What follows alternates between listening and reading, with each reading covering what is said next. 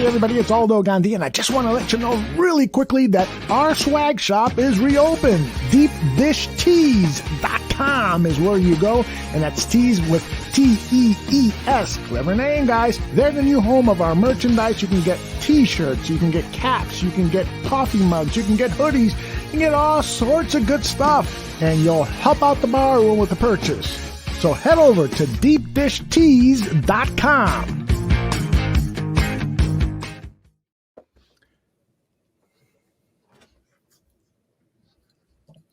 Oh, darn, I screwed up.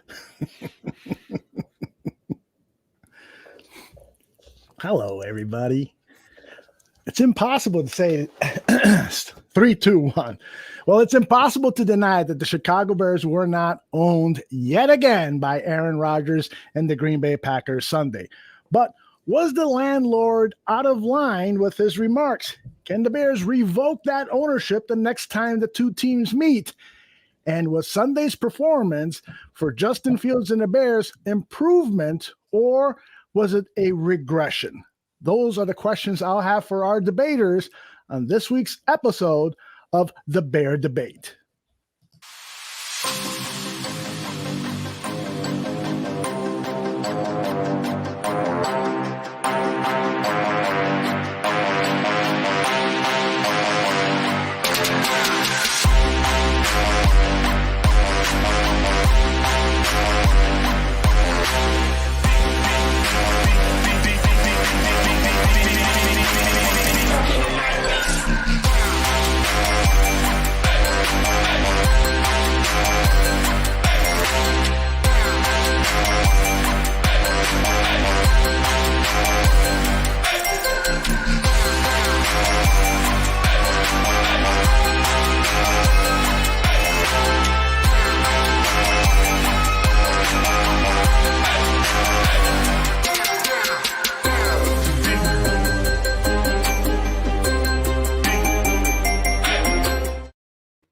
Welcome to another episode of The Bear Debate. I am Aldo Gandia. I am the moderator of this event. Let me bring in our debaters, starting with Tyler Ellis. Tyler, how are you, brother? I'm amazing, brother. We got, regardless of the Bears' loss, we have some positive things brewing through Chicago right now. Congratulations to the Chicago Sky. We got the Bulls getting ready to start, and we're all hopeful in Bears Nation. Yes, we are indeed. Let me bring in another guy who is ready to spar with you. His name is John Buffone. John, how you doing, brother? Oh, I'm doing great. But listen, there's a lot to be hopeful about in Chicago. Unfortunately, not one of them is the Chicago Bears. So that's what we're going to talk about. And we'll see if there's any kernel of hope. But you know me. I try to keep it real with this. And John, you were out doing some special business on Sunday. So when you got a chance to see the game, I'm assuming on replay, did you already know the score? Did you already know the outcome? I did because I did not want to go through that heartbreak in an organic way. I knew the score. I knew what to expect. I already saw some of the big highlights. I already knew all about the Aaron Rodgers stuff before I went back and watched the entire game. I did watch it in its entirety, but I already knew what to expect. It's kind of like it's that old adage that if someone could tell you the exact day and the exact time that you would die, would you take the information? And you think about it, you're like, I want to know. So I watched it. So I already knew the end of the movie. So it's okay. I hear you. And we might have our first debate question here. It comes from Tua, who wants to know, does Tyler have baby oil on? It's very close. It's the cousin of baby oil. I reached out to my buddy pal, Dwayne "The Rock" Johnson, and I asked him what he used because he's pretty successful. Excellent. So, John, do you put baby oil on or anything when you work out and hit the gym? Nah, maybe just some moisturizer afterwards, but that's about it. All right, that ends our unofficial first question for the Bear Debate. Let's get on to the real thing. Let me explain quickly how this show works. We have 10 rounds. I ask a question to one of the debaters. He's got 30 seconds to respond, and then the next debater jumps in with his response to the question, and then afterwards we chat about the topic at hand. So let's get on to round one. All right, gentlemen, everyone in the NFL world knew that Sunday's game versus the Packers was a measuring stick for the Chicago Bears. Win, and the Bears would be considered a legitimate contender. Lose, and the Bears are who we thought they were, or a lot of people thought they were, a team that is consistently 500 or so under the reign of Matt Nagy. Now that loss has sunk in for some 48 hours, is there any way to look at the Bears as other than a 500 team? We'll start with you, Tyler Ellis. I mean, it will be all hope at this point, Aldo.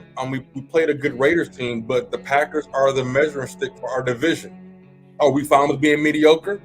As my brother John always talks about, we want to be divisional winners.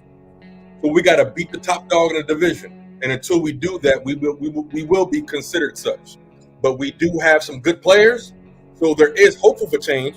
But at this point in time, I need to see results to believe it further. Look, I think we have to come to accept what we've basically known for 3 years. The Chicago Bears are good enough to beat bad teams, and on occasion, they'll give you hope by beating other mediocre teams. But when they play a contender like the Green Bay Packers, most of the time, it's obvious that they are out-schemed, they are out-coached, and they simply cannot make a big play when necessary. So if you keep this team as it is, they're not just an average team, they're an aging average team. And that, in my opinion, makes it even worse. You know, John, I think you really hit on a great point there. An aging average team. And that's the definition of mediocrity. That's the definition of a 500 team. Tyler, I always look for you when I need hope, when I need a boost of energy. Do you see this team all of a sudden getting, the Ponce de Leon fountain of youth and coming out and playing a little bit younger and looking like a team that could contend the rest of the season? I mean, we just got news that Robert Quinn is on the COVID list. So Khalil Mack and Robert Quinn lead the league in duo sacks. So Khalil Mack won't have his partner. That'll open up an opportunity for Travis Gibson. I know a lot of people are excited to see him in a full capacity. But at the same time, what makes these guys have the strength is situational reps. And so now, how will he handle under a full load against the Super Bowl champions, so to speak? Now, a win against the Super Bowl champions would ease things over. But once again, that's hopeful thinking. Antonio Brown is playing like he did in Pennsylvania, John. And so, and we've already have secondary concerns. And so it is a chance because it's football. But at the same time, under this leadership, Aldo, under this tutelage, John, it's wishful thinking at this point. But we do have good players. I am excited about the roster. But like John said, the time is ticking. Time is ticking, John. All right, let's get on to round number 2. All right, the Bears had some highs versus the Packers, and of course, they had some lows. So I got something a little different this week on the Bear debate. I want John to pick a high point, and then Tyler, your 30 seconds, you pick a low point, and then we'll talk about the plays or whatever it is you come up with afterwards. Don't worry, gentlemen. In round 3, we'll switch the roles. So, John, you begin first with a high point.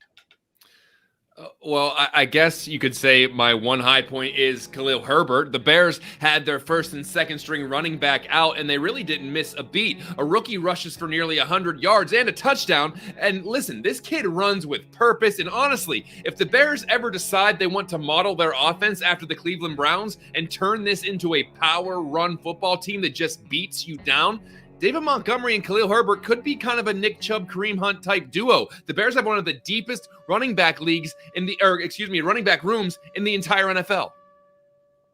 Hey, okay, yeah, so the low point. I'm about to continue with John's high point because I like that, John. But no, the low point is situational football when it's time. Like John said, making a big play when it's necessary. So between Justin Fields taking a sack and just the wrong time of the game, or a DB missing on a block, missing coverage at the wrong time of the game. Those are the low points when you need somebody to make a play and we fail to do so. And it seems like it happens over and over and over again, not playing situational football, not having an offense that plays all four quarters. I was listening a little bit to the Hogan Johns podcast, and that was one of the main topics that they brought up is, you start off with this fabulous first series. It looks like all 8 cylinders are running on this car, and then the offense disappears all the way until the fourth quarter when they scored their second touchdown. John, that's a pretty frustrating feeling, isn't it? It's just what we've always said: consistently inconsistent. You're never going to get a full game. You're never going to get from the starting point to the final gun. It's just we thought we saw that against the Raiders, and a complete full team victory. How much does that carry you, though? Is that enough to get a coach extended? Is that enough to bring back the roster? Is that enough to say, you know what, this team's going to be a playoff contender? It's not, because you have to show up against good teams. And I'm not so sure the Raiders are actually a good team. And where they showed again that they may not be a really good team. So I just feel like you got to do it against some good competition. You got to do it against actual playoff contenders, a Super Bowl candidate. And the Green Bay Packers were that, and they fell flat again.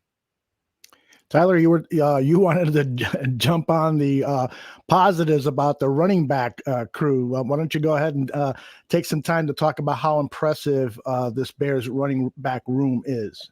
It's very, very impressive. It's almost like sad, and I actually want to see Herbert the rest of the season. But we know David Montgomery's coming back, and I'm excited to see him run. I feel like he might have a breakout game this week, because when you're playing Tom Brady, Subway's watching.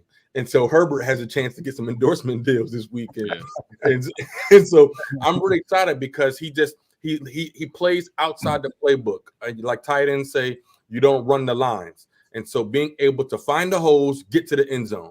And that's what I'm excited about this running back. Hopefully wishing Damian a speedy recovery when he tests is negative and everything like that. And when David comes back, we are powerful. And so but at the same time, I got to be real, like John would say, because the Cleveland Browns took the time to invest $100 million into the offensive line. Mm-hmm. And the Bears, we are trying to get the most without investing the least. And so we have great backs. We have some good horses, but we got to give them some good hay. And so, I'm excited about the running back room, but if you put these running backs on any other team, but at the same time, I do like somewhat of the imagination of their running game. But for me, it just falls back on the leadership and the imagination of getting these guys open, because I personally would love to see Herbert run some screens. It's going to be a huge test for Herbert and the entire running backs room this Sunday against the Bucs. The Bucs have the number 1 rushing defense in the NFL, averaging 55 yards allowed. And in the last 3 weeks, it's been like 40-some yards. So that's going to be a huge test, right, John? Oh yeah, and so if your entire MO is to establish the run game and you can't, that's just going to make Matt Nagy tickle all over, because he can throw the ball 50 times now. And so I think that's going to create a lot of problems, because if they can't get any kind of run game going, you're going to see a lot of 3-and-outs. You're going to see a real tired defense. Gregory says no Quinn this week. But that's not necessarily true. At least the latest that I heard is that he may have gotten his vaccination shot, so he'll get 2 tests over the next 48 hours. If he tests positive, then it's a different story. So there's still a chance that Quinn could play this week, and we certainly need him to play. All right, round 3 is as promised, but let's hear our little round 3 something. There it is. All right, Tyler, this time you got the good news, and then John will have the bad news. And so the high points for me is that we have a quarterback who is learning. Justin Fields, heard him in the press conference. He falls on the shoulders of a captain. So Justin Fields is one of the reasons why I'm actually hopeful. Before, it was doom and gloom because we don't have a quarterback. But Justin Fields will be our quarterback for the next 5 years. And I feel like his mind is intuitive, and he's going to learn from this. So he is the constant variable that can change and take the course of a game over. Look, the low point is just knowing that the Packers do still own the Bears. I'm sure we're going to get into all the details of this later, but I'm just tired of knowing that the Packers are better. We always go into a game hoping to upset the Packers. It's never just assumed that the Bears are the better team. It's been like that nearly my entire life. You know, at one point in 1992, the Bears tied the record for the biggest lead in this series. They led the all-time series by 24 games. Fast forward to 2021, the Bears trail by 7 games. It's pathetic. That is pathetic. And frankly, you know, unless Aaron Rodgers is playing for a new team this year, it looks like that pattern is going to continue. But perhaps things will change at Lambeau Field later this year. Tyler, where's your hope level that the Bears can go to Lambeau and topple the Packers?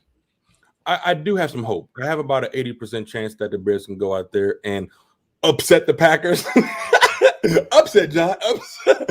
And upset. Yeah. It will have to be upset at this point because we will have to grow between now and then. And so when you go against the good teams, now you have a good tape. Going against the Buccaneers, now we got the Steelers, then we got the Ravens. We're going against some physical teams. There's no way the next time we see the Packers that we should be anything close to soft. Okay? And so at the end of the day, we just have to do what we did in the first quarter. The first quarter reminded me of the Super Bowl. We scored, we got an interception, and then we let it go. Then we let it all go to crap. So hopefully we can duplicate that success with some experience. Going against this top rushing team against the Buccaneers should give us some experience against going against Aaron Jones next time, because those two running backs were the ones who sealed the game. Aaron Rodgers didn't have his normally explosive game, but he was efficient. And the run game carried them as they got stronger through the course of the game. So I'm hopeful that the Bears will get it together. Somebody will grab their cojones and say, hey, we're not going to let this happen anymore. But then again, who's the coach? That sort of leads to our next question, round 4. John, the Bears defense was solid versus the Packers, but they did not close. When the Packers needed a play, the defense gave one up. John, I begin with you this time. Can you excuse the fact that after the Bears made it a 17-14 game, the Packers marched downfield a 7-play, 75-yard possession and scored to make it a 10-point game with 4.5 minutes to go? John, the clock starts when you start. Listen, there is no denying that they did not step up in a key situation. There were plenty of flaws that we can get into. But guys, I said this last week, and I think everyone agreed, it was going to take more than 20 points to win this game. They needed 25, actually. And it's not like the defense lost this game. They still sacked Rodgers 3 times. They held him to under 200 yards passing. Sure, they gave up a good amount of yards on the ground, but you can't look at that performance and say, well, the defense lost that one for them. There's nothing the offense could have possibly done to win this game. And so the defense, I mean, I'm very hopeful of our defense. Like we always brag about the front 7 of this team. It just comes down to for me, it just sucks because the Packers. It's like it's always just like, can we just have 3 more plays? But Don is 100% correct. We can't expect the defense to just score for us every single time. Because that's what we're missing, gentlemen. That's the one thing missing from 2018, even though I hate comparing seasons. Our defense isn't scoring, but that's not their job, honestly, even though it would be nice.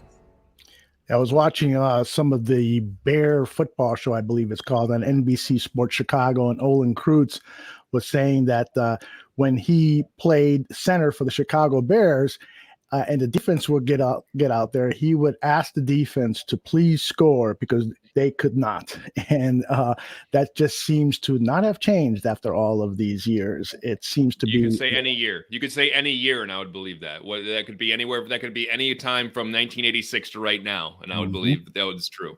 Yep. Well, let's head on over to number 5, round 5, because I think what we're talking about also relates to this. Our final question for the first half. Injuries are a major concern for this Bears team. The most concerning injuries, at least to me, are the ones that Khalil Mack and Akeem Hicks are fighting through. Guys, should the team give these 2 guys a week off, sit against Tampa Bay, and help them recover? Tyler, you're up. I mean, it's really going to come down to how are they practicing or not.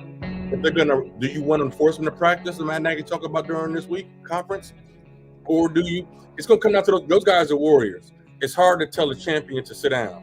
They haven't won anything, but it's hard to tell a fighter, don't go help your brothers. You see your brothers fighting, and if you feel like you can do it, Tom Brady won a Super Bowl on a torn meniscus last year. And so, like, all these different things come into play. But I think Khalil Mack and Akeem Hicks have earned enough to say when they're not going to play. Oh, if you can play, you should play. What are you saving them for, by the way? You got to win every game that you can. And if you just straight up punt on a week, especially against a team like Tampa Bay, that's an even bigger admission that you know you can't win this game anyway, so let's just rest everyone. We want to talk about accepting mediocrity? That would be the team acknowledging that next Sunday is already a wash. There's no chance that they can win. So listen, if you can play, go play.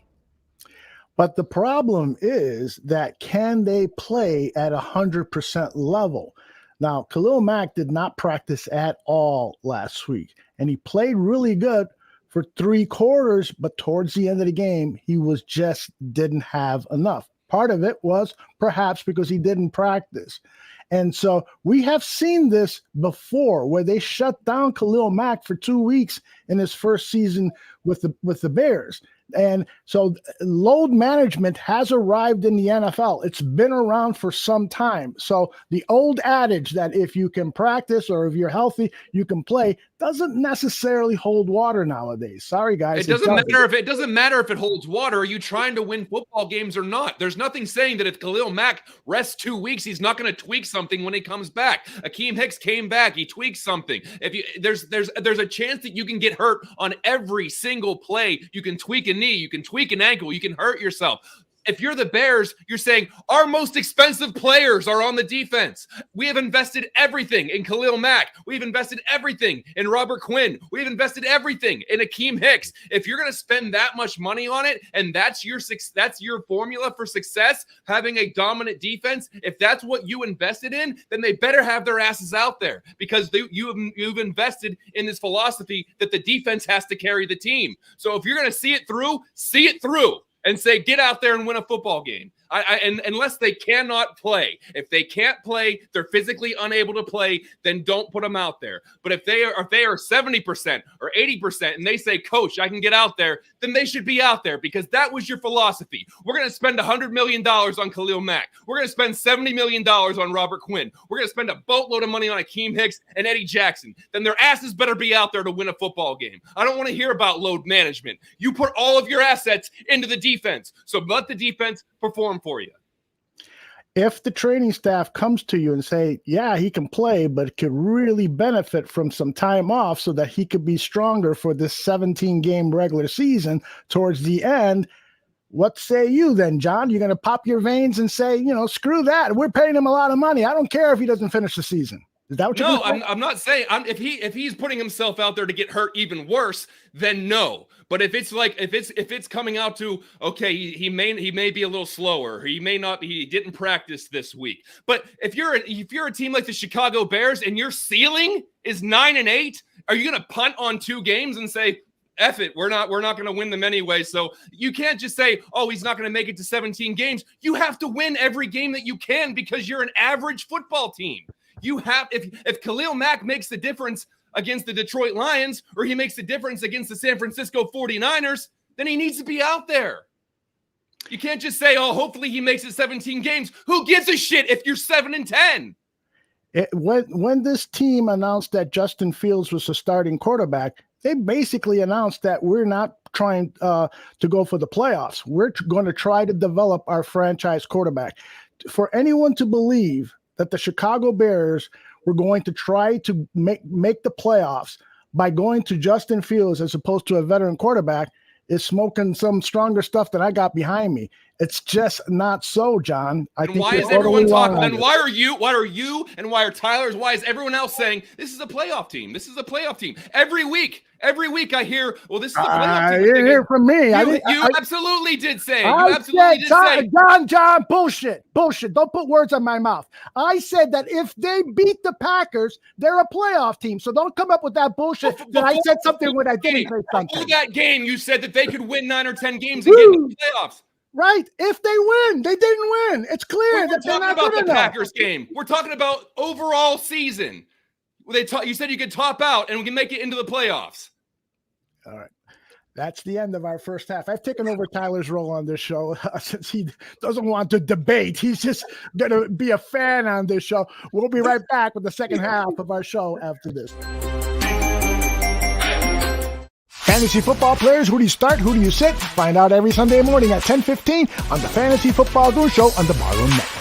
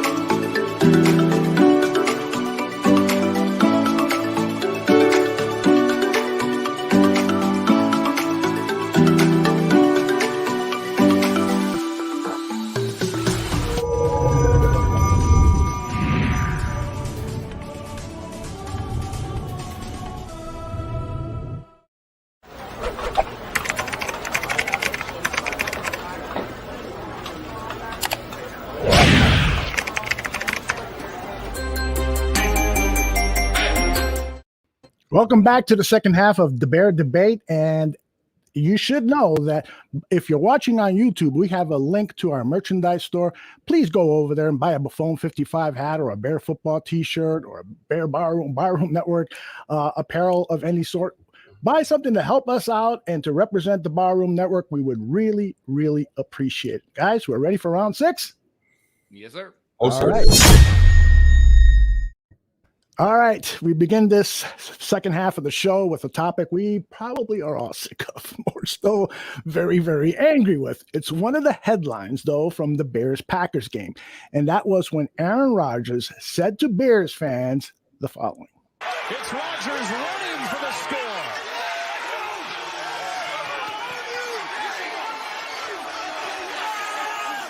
Right on cue, Joe. All right, we know the emphasis that the NFL is putting on eliminating taunting. Was this taunting, and should Aaron Rodgers be fined for his behavior? John, you begin the second half. Look, I don't know what protocol is. He was talking to the fans, not an opposing player. And honestly, I don't care. I don't want to beat Aaron Rodgers' checkbook. I want to beat him on the scoreboard. I don't care if he gets penalized. I care if he gets tackled. You know what would make him not scream like that? Not allowing him to cross the goal line. You think you're going to feel better if Aaron Rodgers gets a $15,000 fine? Hell no. I care about wins and losses. I don't give a crap about fines and penalties. Repeated this on Bear Football on Sunday. The fact of the matter is our head coach didn't stand up for us. He was nonchalant with it, and I was hoping he was going to address it in the press conference earlier today. It's about the fact that he came into our household and he Charlie Murphy, he Dave Chappelle on our couch, and that's just disrespectful. And the fact of the matter is, we're not giving him a reason to think otherwise. He wouldn't do that if Robert Quinn or Khalil Mack or Roquan Smith was going to knock his head loose. Respectfully, he felt comfortable enough to come in there and do that. Somebody should feel comfortable enough to knock his freaking head off. Not getting injured, of course, just to knock some sense into him. Because somebody only does that. People do what you allow them to do, and he did that because the Bears have played soft every single time against the Packers, unless it's Khalil Mack, but this is why it's on the freaking coach. Our coach didn't have our damn backs. The coach didn't have the fans back, and nobody's speaking up for us, and that's why fans are in an uproar, and it was utterly disrespectful, but guess what? He earned the right to do that, and nobody freaking stopped him, period. Case in point. I agree with Tyler. I mean, this wasn't him bad-mouthing the Chicago Bears. Aaron Rodgers was bad-mouthing you, Tyler, me. John, I know you don't live in Chicago, but you're a Chicago Bears fan and you got Chicago blood running through you. He was bad-mouthing you. He was picking and taunting on fans.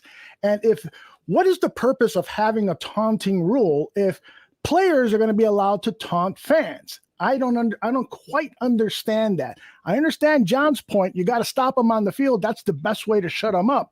But at the same time, if the league has put in place protocols to stop players from staring at each other, talking and barking at one another, why don't they have, John, a protocol to stop players from instigating a brawls, basically, with Chicago Bears fans? Because in my day, we would have been waiting for Aaron Rodgers to board that bus and maybe throw a bottle at him or something like that. Not that I'm advocating anything like that. Yeah, I don't know. And I think, honestly, it came down to a bunch of grumpy old, team owners saying they don't want to see people, hot dogging on the field. And so they could give a crap what they say to the fans. And quite frankly, and I don't think that, do any of the fans, would you feel any better if they would have flagged Aaron Rodgers? Would you actually have felt better if they threw a flag on him? Because I wouldn't have cared. It might have helped our chances if we got the ball at the 50 or something like that. I don't know. I just feel like it should be addressed somehow, some way, whether it's a penalty or a fine or something, to stop players from taunting one another in what is really a byproduct of the business model you've created. You've got this guy here and this guy here colliding against one another, and you don't think the macho-ness is going to come out of the guy that's standing and he's going to hover and say something? If you're going to eliminate that, then why not? Yeah, really. I hate that's why I don't care about this, because I hate the rule in general. I just think it's absolute BS. It takes the game out of the player's hands, and all of a sudden the referee is very subjective in saying, I think that's taunting, or no, that's not taunting. So you leave so much subjectivity into it. Now the referees have to be babysitters, and every time you hear something that you think is taunting is a 15-yard penalty. So that's why I would say just take it all out. Let the guy say and point at you, and you say, all right, I'm gonna get your ass next time, though. And so I hate the rule. I absolutely hate the rule. On this regard, I think we needed that. That needed to happen, because that's locker room material forever. But at the end of the day, if I'm the right type of GM, is showing that to the damn head coach at the end of the year. Mm-hmm. Let's circle back real quick to a low point. The low point, respectfully for me, if Matt Nagy's the head coach next year, because that's really the low point for me, because we're still waiting for him to figure things out, and it just doesn't make sense. Like John said, it's 3 years after the point, and I just don't see the growth or the development or just a system in place that anybody can come in and be successful. I understand playing to your player's strength, but the imagination to get players open on a consistent basis, that somebody can come in here and just straight dog you, bend you over however they want, and treat you any kind of way. It just doesn't. It doesn't make sense. But that material right there, if that doesn't upset you, that from that alone is why I'm hopeful that we beat the Packers next time around, because that should be sounding board that whole freaking week. But if we don't play it, if we don't come up with a freaking game plan, and it's hopeful thinking. Because at the end of the day, why should I expect Matt Nagy to just magically be perfect? It's not going to happen. It's just not going to happen. So the low point for me is just like, dang, what's going to happen at the end of the year? Matt Nagy's our head coach again, and it's like, well, offense 4.0. Well, Tyler, to your point, I'm going to take it a step further. You said the GM should be talking to Matt Nagy about that, or Matt Nagy should be putting it up to the players. That should be coming down from the front office. There should be somebody in the McCaskey family saying, we've been in this rivalry for 100 years, and now You're so bored with kicking our ass up and down the field that you're going after our fans. They are beating you so badly that they're now talking crap to the Chicago fans about owning them. And you know what? They basically have. So what are you going to do about it? What are you going to do to change this? If I'm the owner or I'm the president, I'm saying that can't happen again. Either beat them or get the hell out. I'm tired of losing to this team, so they feel so entitled that their quarterback can actually say that. If he wasn't 21-5 against the Bears, he wouldn't be saying that. Right. So what are you going to do to change that? But nothing, because at the end of the day, Matt Nagy treats the Packers game like any other game. We don't want to put too much pressure. We don't want to put one pressure onto one game. When that should be our Super Bowl. Until we win a Super Bowl, that should be our Super Bowl. The Redskins suck. But when the Redskins in D.C., when they beat the Dallas Cowboys, they are partying over here. It is the biggest thing. They can have a negative record. But as long as they beat the Cowboys, they are happy with themselves. Well, you know what, Chicago? But that's on the coach. Oh, man. I'm trying to become. That's on the culture. Coach. It's on this culture the culture that Ted Phillips says every team wants. Apparently that culture is getting freaking boat raced by the Packers every year. And it's not addressed. The fact that it wasn't addressed by the captain of our team. The captain of our team off the field. That's the face of the culture. Deflected. Oh, I don't. Oh, no. You know what? I got to go back and look at the tape, or I don't know, or I gotta figure out the why. I got to figure out why Aaron Rodgers is kicking our ass every single year.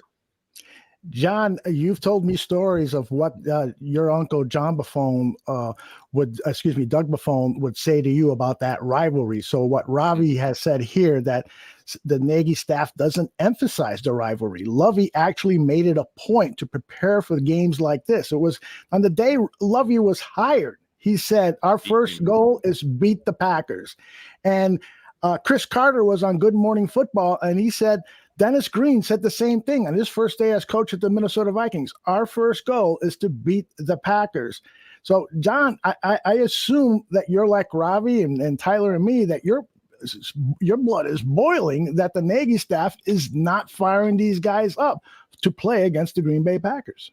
Listen, you have players from all across the country. All of those players were not born in Chicago. They were not born as Chicago Bears fans, a lot of them, most likely. So what you have to do is install the history of the rivalry onto your players. Show them that this means everything to this city. This means a lot to this team. And this just ain't any other game. This is Bears-Packers, one of the oldest rivalries in the history of American sports. You have to take this game seriously. It's like Yankees-Red Sox and any other big, long-time rivalry. You have to say there is an emphasized importance on this game. This means more. It means more to Virginia McCaskey. We know that.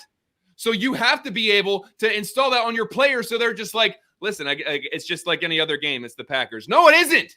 And if your coach is telling you that, then you're going to believe that. Because if your coach says this is just like any other game, just like any other approach, then that's what you're going to say, because you weren't born in Chicago. You didn't grow up watching the Chicago Bears, but you're part of this now. You're part of this rivalry, and you have to make the best of it. And if your coach doesn't give a damn, you're not going to give a damn. Tyler, last thought on this? I hate the Packers. I love it. We move on to round 7. All right, I think we've got a topic here we're all going to agree on.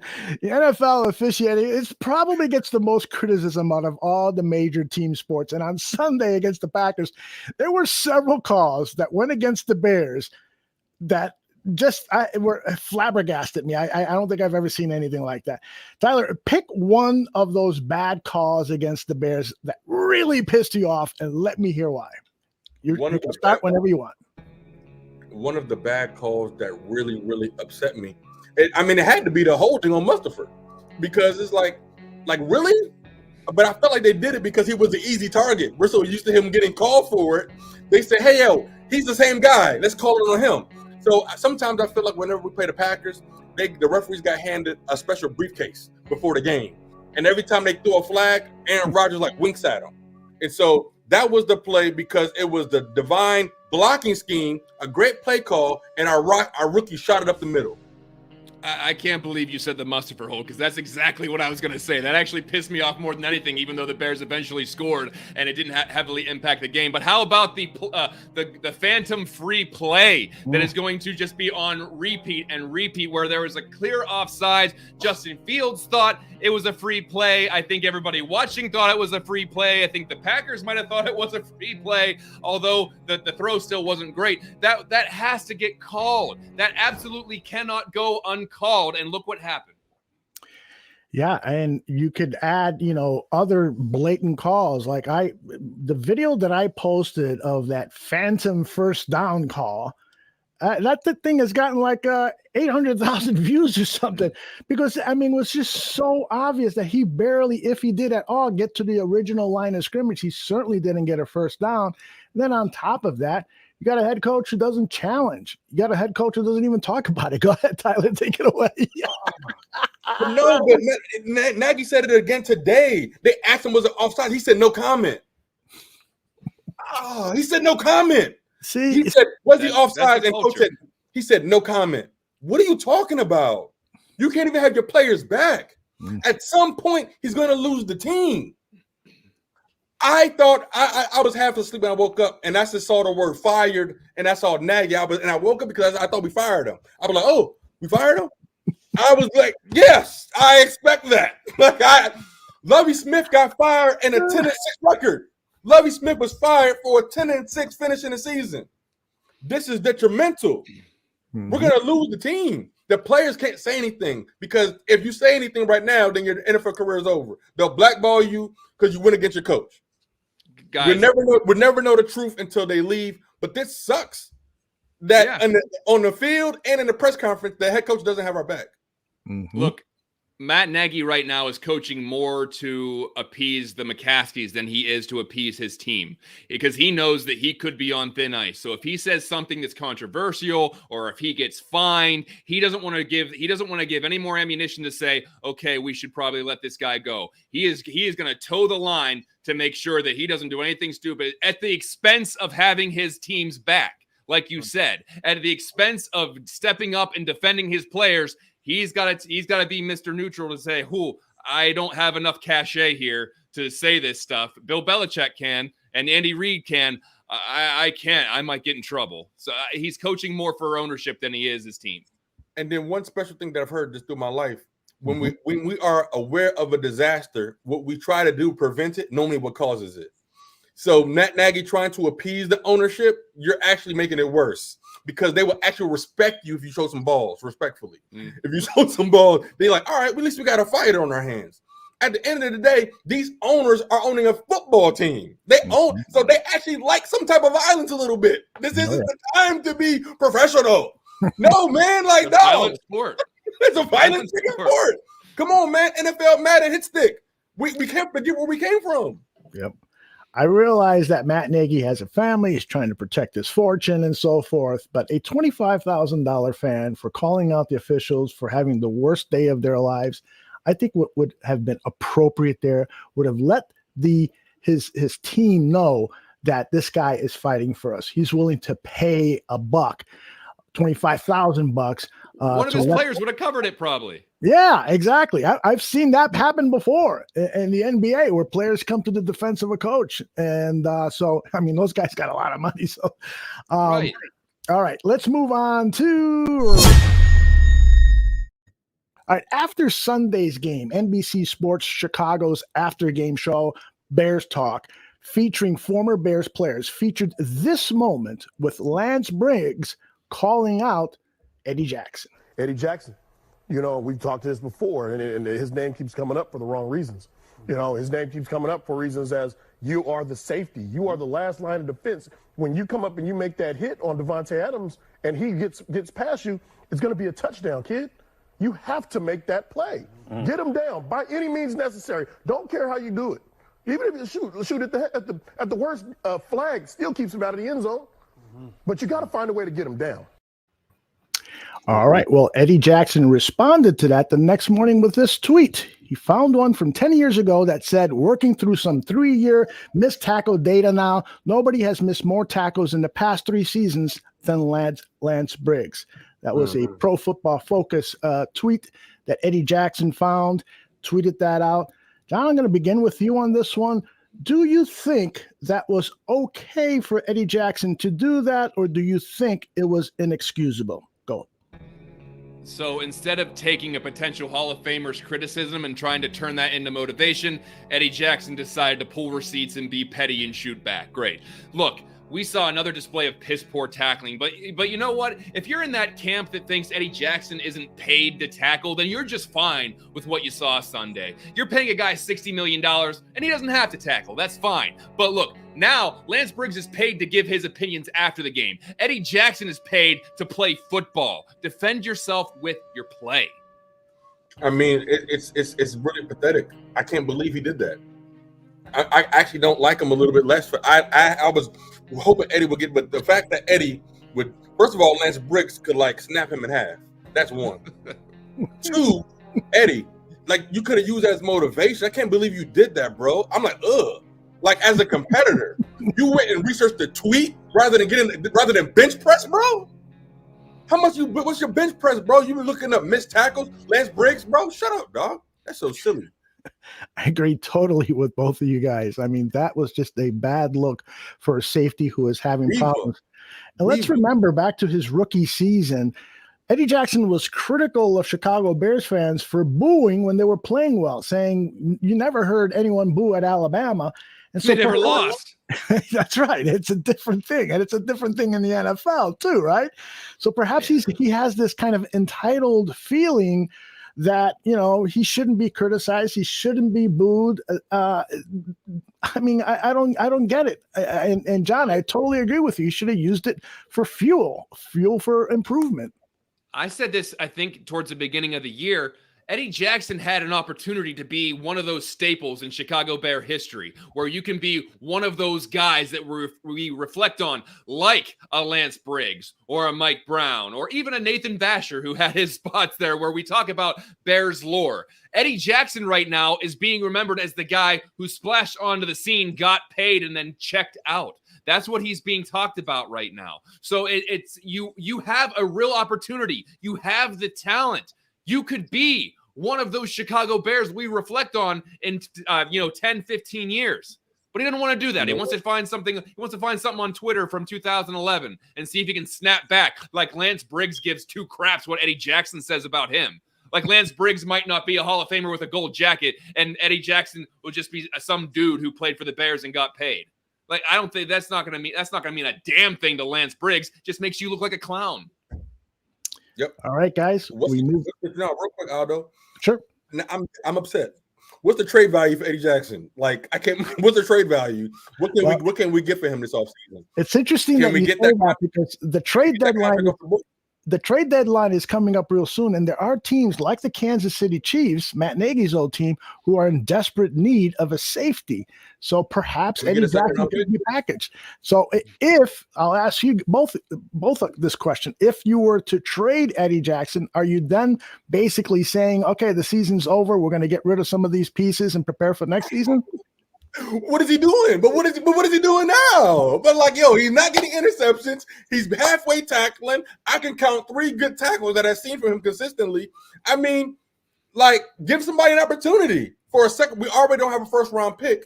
So no, I mean, bro, first of all, why you talk to Lance Briggs that way? That was stupid. That was like not good. That was not a good PR move at all. And you're overpaid. And we let go of Andrew Amos because we believed in you. Totally kept the wrong guy. So we lost ×2, and you're not tackling. What? Yeah. Listen, I don't know if you're going to get a high, I mean, theoretically speaking, I don't think you're going to get a high draft pick for Eddie Jackson because that team has to take on that contract then. Right. They're going to have, unless the Bears pick up the tab on something, but they're going to have to take on that contract. So what are you going to flip them for? A 4th rounder, maybe? But maybe a 5th rounder. So there's no way. There's no way anyone's going to give a 2nd round pick for a guy that's having one of his worst years. You got to let me negotiate. Eddie Jackson's amazing. He's a great team player. Like let me negotiate. Unfortunately, unfortunately, teams have access to tape, Tyler, and they're going to be able to see. You're not just going to walk up to the guy, dude. Trust me on this one. Don't look. No. Don't trust me. This is good. Get second rounder. No, it's but every one of these moves that they could potentially make could be an indication of what is being held for 2022. If they do trade Eddie Jackson, and once again, there's absolutely no merit to what we're talking about. We're speculating. But if they were to trade Eddie Jackson this season, then they're saying, okay, we're punting on this season. Does that mean that, okay, is Matt Nagy really on the hot seat then? Because if you're punting on the season at the trade deadline, then are you giving up on Matt Nagy then? Or are you saying we're going to punt on this season and then usher him back in so we can reload for next year? One more shot at it, Matt. So there's a lot of nuance that comes to some of these moves that they could be making. Because are they going to trade Eddie Jackson for cap space so that the new regime has a little more money to work with when they come in? I don't know. So there's a lot. Maybe I just think too deep into these things when I think about. I think that's stuff. Great stuff. Yeah, it's good stuff. Yeah, I think Ryan Pace's job is to think about Ryan Pace's job is to think about the future as well. As Ryan Pace already did what he could do for the season. Right. It's his job now to think about the future. That's Ryan Pace's job, and so it should be cleaning some house, like you said. We got running backs, so somebody should be thinking about investing in the offensive line. Absolutely. Mm-hmm. Guards and centers and tackles cost money. If Matt Nagy all of a sudden turns things around with Justin Fields, and what I mean by that is if we start seeing Justin Fields by game 10, 11 playing dynamite football, does that save Matt Nagy's job, guys? Reluctantly, I'll say yes. It won't be Matt Nagy. It will be the players playing above subpar coaching. That's what's going to happen. That's what sucks. Justin Fields is going to play outside of the script, do some stuff amazing, and it's like, but you have to play better than what you're being coached. Mm-hmm. Because I just feel like the front office just wants a reason to bring Nagy back, and if they see Justin Fields is playing well, they don't want to mess up the continuity that this is the guy that drafted him, this is the guy that's developing him, and this is we don't want to mess that up. We want him to have the McVay effect on his quarterback, and you know what? I still. I don't want it. I'm not saying I wouldn't be in support of that. I'm just trying to put myself in their minds where it's just like, we got to find a reason to justify this. And remember, at the end of the year press conference last season, they said they have to see improvement. What's improvement? What is improvement then? Right. If they miss remember, they made the playoffs last year. Right. If they miss the playoffs this year, was that all bull? Was it all like we need to see improvement? Well, improvement actually means we drafted some guy. So yeah, bravo. So we'll see how the rest of the season plays out. But if they don't make the playoffs, then they didn't meet the requirement in which they set for themselves at the end of the last year. Good points, guys. We move on now to round 9. All right, this is somewhat of a heavy topic here, guys. We've been speaking of bad behavior with Eddie Jackson. Well, Mario Edwards got his 3rd unsportsmanlike penalty in 2 weeks. The guy undeniably makes positive plays, but the negative ones are starting to become a problem. According to Brad Biggs, a scout from another team told him that Edwards was considered by many teams a penalty guy, a guy teams target when they need a call. More importantly, Edwards is now being sued by a woman who alleges assault. She also named the Bears and the Charlotte-Mecklenburg police in the lawsuit. To be sure that all we know is that, to be sure that we all know this, Edwards has denied all accusations, although he and his accuser are still facing police charges from this alleged 2020 incident. Tyler, this is a complicated topic. And so I know, you've only got 30 seconds here to respond to this question. What do the Bears do about Mario Edwards? At this point right now, the only thing the Bears can do to save themselves is just give him some counseling and stuff like that. But to Mario's credit, Rodgers pulled on his helmet. And so I know you shouldn't retaliate and all those things, but Mario's got him, but Rodgers pulled him down. And at the end of the day, that could hurt his neck.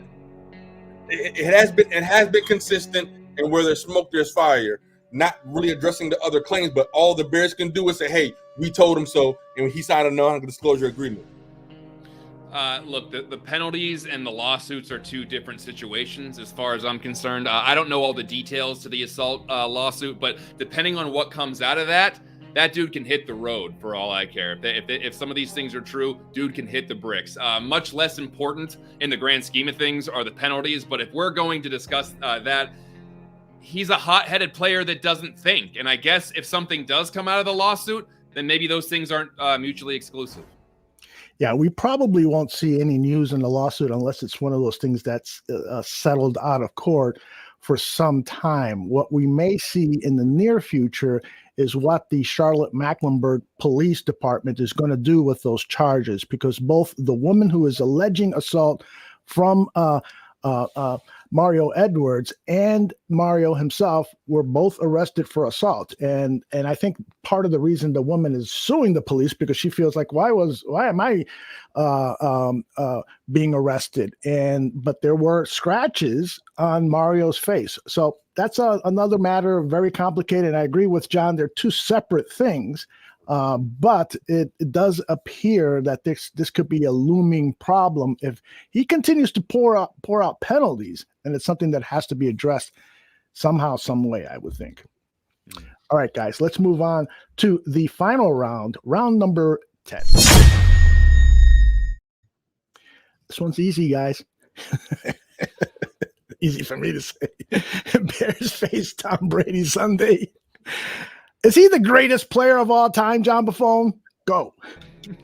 I mean, it's pretty hard to argue against it. You want to measure championships? He has more than anybody. You want to go by passing yards? More than anybody. You want to go by longevity? Forget about it. Touchdown passes? Yeah, he's number one. He has more Super Bowl MVPs than any other quarterback has Super Bowl wins. He has 5 MVPs, by the way. Super Bowl MVPs. Something like 50% of his career, he's gone to the Super Bowl. So, I mean, you'd be hard pressed to really argue against it. Yeah, he's the GOAT. I freaking love Tom Brady. Like what he stands for. Like he epitomizes of, regardless of what the experts say about you, you determine your future, you determine your destiny. And if you're willing to put forth the effort and appreciate the people that pour into you, you can overcome. You can overcome being a third string quarterback on the team. And when you get your opportunity, show up. Like, that was one of the biggest things. If Drew Bledsoe never got hurt, would we know who Tom Brady is? I'm going to go over for a little bit because these are the awesome things. Tom Brady was like, it's like, that's what I love about that next man up mentality. It's like, you just never know it's the guy that walks onto a field. Like, I play football at a level, but when you just, coach, give me a chance. I remember this kind of coach, just give me a chance. And just let me get in there and show you what I got, because you weren't highly scouted. You didn't have recruiters looking at you. And so, but when you finally get that opportunity, you go all out. Like, those are those Buster Douglas moments of when you get your shot. What are you going to do when all eyes are on you? And for Tom Brady to be clutch. Tom Brady is everything that his draft profile said that he wasn't. And that's why I respect Tom Brady, what he did for his children, what he does in clutch freaking moments. Clutch freaking moments. And this is like, wow. I mean, at one point I didn't like him, but then when I watched the Brady 6, most people think he has a golden spoon in his mouth, but watch the Brady 6. Watch that segment. Watch what that man went through. If you hate Tom Brady, it's because you got some other personal things going on with your own life, which is provide a counselor. It's okay. But Tom Brady epitomizes going above and beyond a Call of Duty and working on yourself. And I truly appreciate Tom Brady because he helped me go to the next level in a lot of aspects of my life. You guys remember that rumor that I think he confirmed it, that Tom Brady basically was thinking about going to the Bears after leaving New England? You guys remember that whole thing? I do. I'm interested to hear. I'm sorry, I'm hijacking your position here, Aldo, but I'm interested to hear what you guys think Tom Brady actually would have done on this team, because I don't think Matt Nagy would have been able to tell that dude anything. Tom Brady would have been like, hell no, this is not going to work. I'm not running this. And like, you're going to listen to me. So what do you actually think that Tom Brady could have done with the Chicago Bears, and I guess last year in 2020? Well, it's interesting that when he first went to Tampa Bay, he and Bruce Arians collided a little bit on offensive philosophy. It wasn't until after the loss to the Bears that they sat down and said, and Tom basically said, this is what I can do. This is what this offense should look like. And Bruce Arians did the bending. And so you're right, John, would Matt Nagy have done the bending? Now, Bruce Lazor said last season, Trubisky hasn't earned the right. I'm paraphrasing, hasn't earned the right to go into the clubhouse and tell the coaches what game planning to do. A Nick Foles, a Super Bowl champion. Again, I'm paraphrasing. A Nick Foles has. So perhaps my point is perhaps he would have said, Tom, whatever you want to do. You've won Super Bowls before. I haven't done anything. I don't know. Tyler, what do you think? No, that's it. That would have saved Matt Nagy's job. Well, I would feel a lot better about Matt Nagy if he just shut up and listen to Tom Brady. I would feel better about it. So our plan is to have Tom Brady retire and coach the Bears. Then Yeah, at least send a memo or something. Yeah. Tom Brady to the Bears would have been what LeBron was to the Cavaliers. He would have got the coach fired and got the right people in here. He would have had a personal relationship with Ryan Pitts. Hey, this guy sucks. You got to get somebody else in here. And so, but that's what we needed. Somebody of Super Bowl caliber to say, "Hey, what's going on here? Oh, this really sucks." And because you're selling diamonds, but it's really crap. And that's when John talks about the mediocre stuff that we see at the end of the year, because we got talent, but it's something hindering us. There's a hindrance. It's every freaking year. We don't have Mitch Trubisky to blame anymore, and that's what happened this year. People got their eyes waking. I'm like, dang, it wasn't Mitch. Like, dang, wow. and I think it speaks a lot about the character of a coach, because Bruce Arians is a guy who will alter things if he thinks that it's better for his players, or if he has somebody like a Tom Brady that says, we got to do this. Bruce Arians isn't going to let his ego get in the way. And by doing that, they were able to win a Super Bowl. Is Matt Nagy someone who's capable of saying, you know what? Tom knows better than I do. I don't know. I honestly do not know that even if Tom Brady was in the locker room, Matt Nagy could check his ego and say, no, Tom, this is the offense we run. Oh, Tom, sorry. This is what I ran. This is what I ran in Kansas City.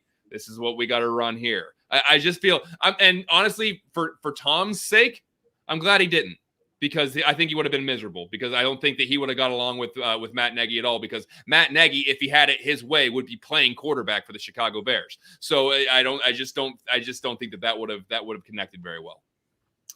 All right, guys. Quick predictions. How badly are the Bears going to lose against the Bucs Sunday? I don't know. Tyler, I know you bet. Have you seen what the spread is like, Bears Bucs?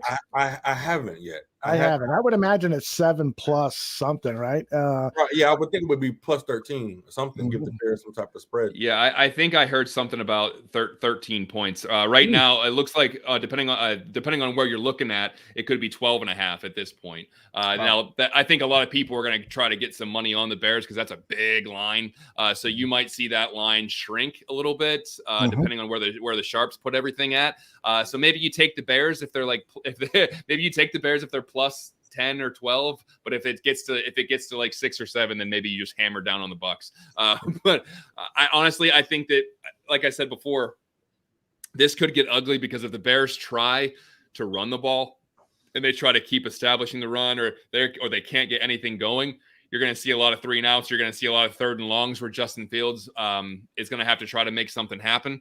And I just feel like this has the potential to get really sloppy, really ugly, and really irritating for Bears fans to watch. You're going to see remnants of some of that offense that doesn't do a damn thing while it's out there, and the defense is going to get trotted out there every 2 minutes, and they're going to be gassed by the 3rd quarter. So I honestly think that the Patriots, and Tom Brady's not one to take his foot off the gas.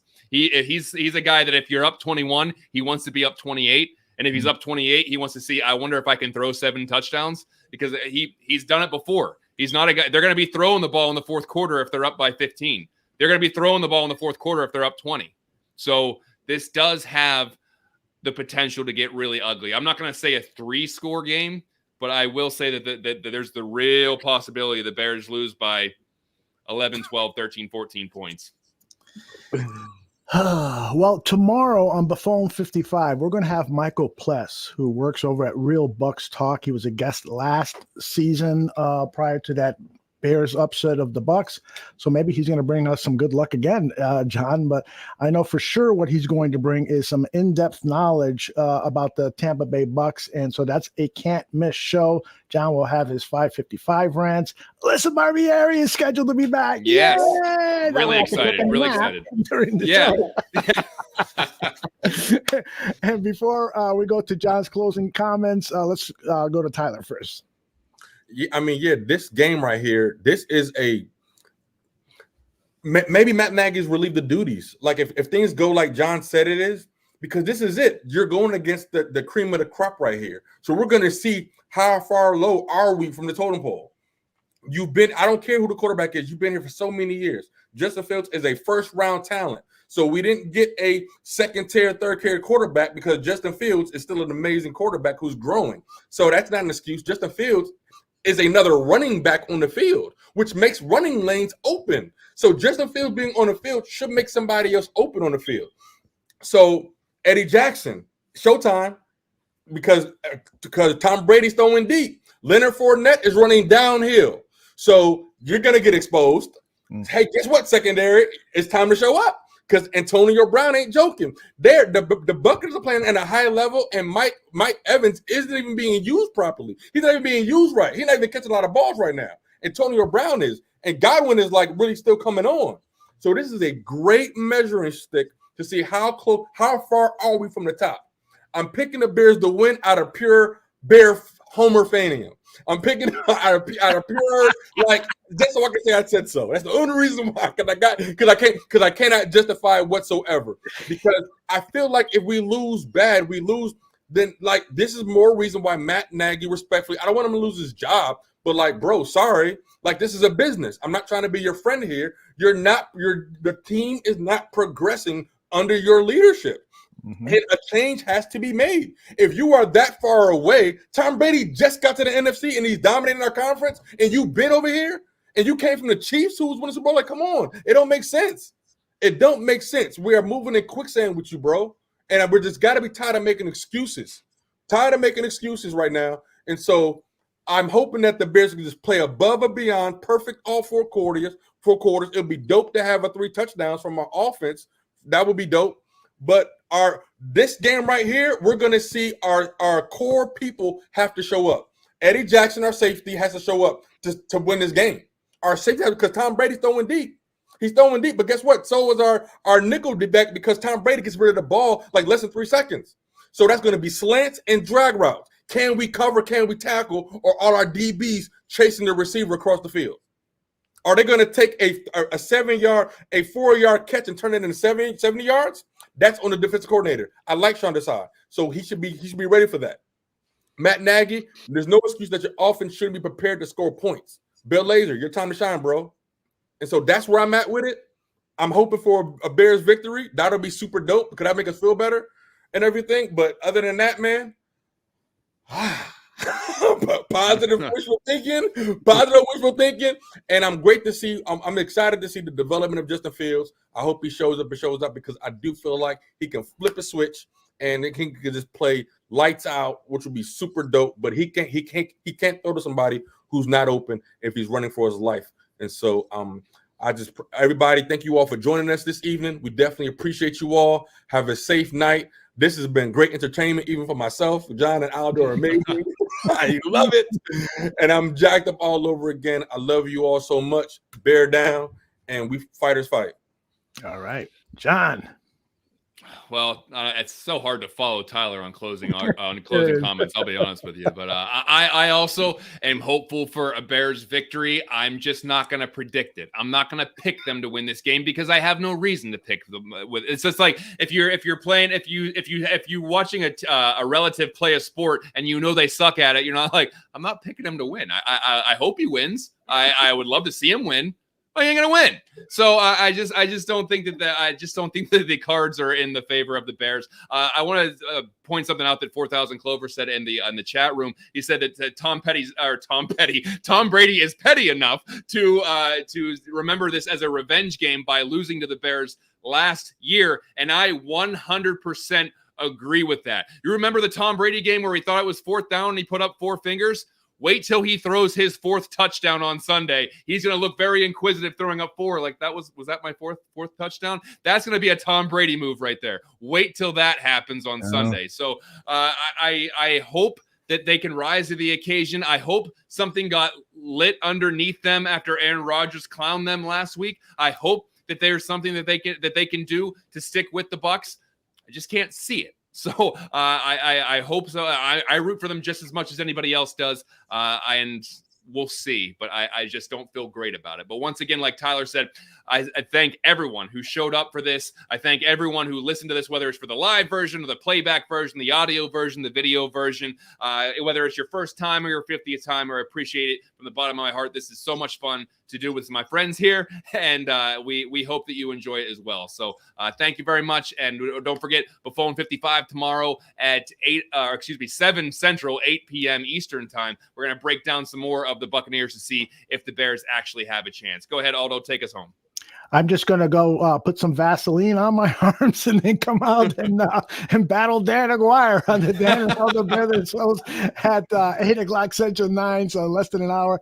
And we got plenty of other Bears coverage. Best way to stay informed is to subscribe to our channel here on YouTube, or just follow us on Twitter at Barroom Network, and you'll get all the lowdowns on all of our shows. We cover all Chicago sports, but this is the season for the Chicago Bears, and we're going to hyper-focus on them. And I'm very, very fortunate to have Tyler and John Buffone leading the discussion tonight and the rest of the season. Bear football immediately after the game, after that win against the Bucs.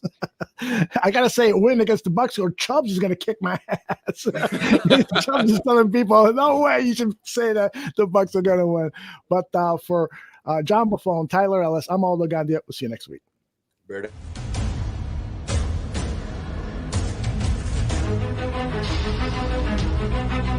Thank you.